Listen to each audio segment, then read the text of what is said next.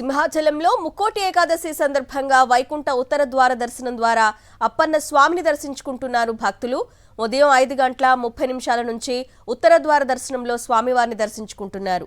వైకుంఠ ఏకాదశి సందర్భంగా సింహగిరిని విద్యుత్ కాంతులతో అందంగా అలంకరించారు.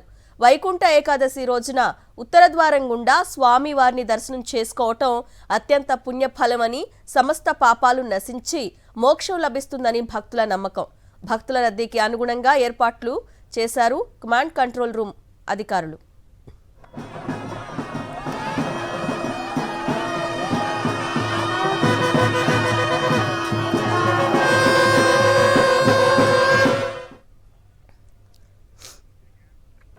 ఇటు తెలంగాణలో భద్రగిరిపై కొలువైన వైకుంఠ రాముడు ఉత్తర ద్వారం నుంచి భక్తులకు దర్శనమిస్తున్నారు. నిన్న రాత్రి పవిత్ర గోదావరిలో సీతాదేవితో కలిసి హంసవాహనంపై జల విహారం చేశారు.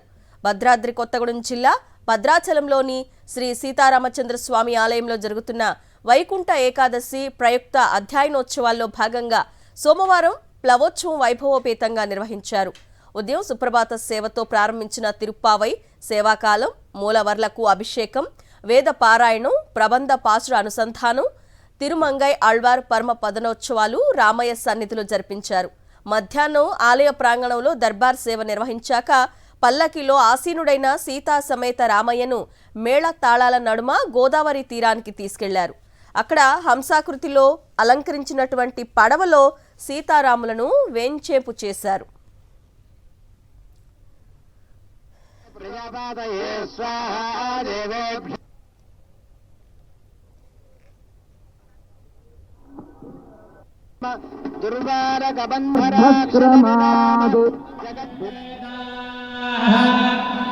యోయముగ్రామారుత ఈదృశే స్థాభిప్రేదా మృణదదహధ్వం అమీ మృణన్వసావానాభిధాయిమే అగ్నిర్యేషా దూత ప్రత్యేదో విద్వాన్ అమిత్రసేనా ఆమఘవన్నస్మాన్ క్షత్రో యదేమభి యువంతానింద్రవత్రహగ్నిశ్చాదహదం ప్రదే ప్రసోదయేంద్ర ప్రవదాహరిభ్యాం ప్రదే వజ్ర ప్రవృణన్నే శత్రును జహి ప్రదేశో అనోజః పరాజో విశ్వత్సత్యం క్రోణిః చిత్తమేషా ఇంద్రసేనా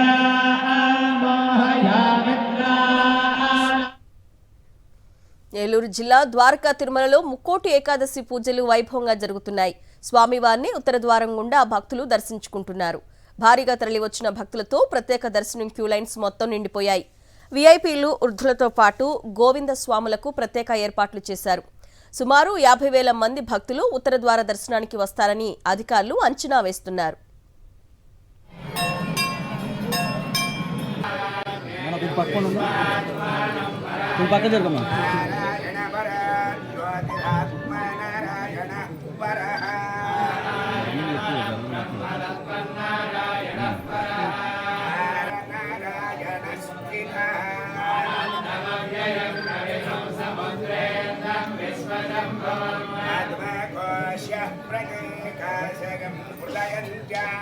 యథా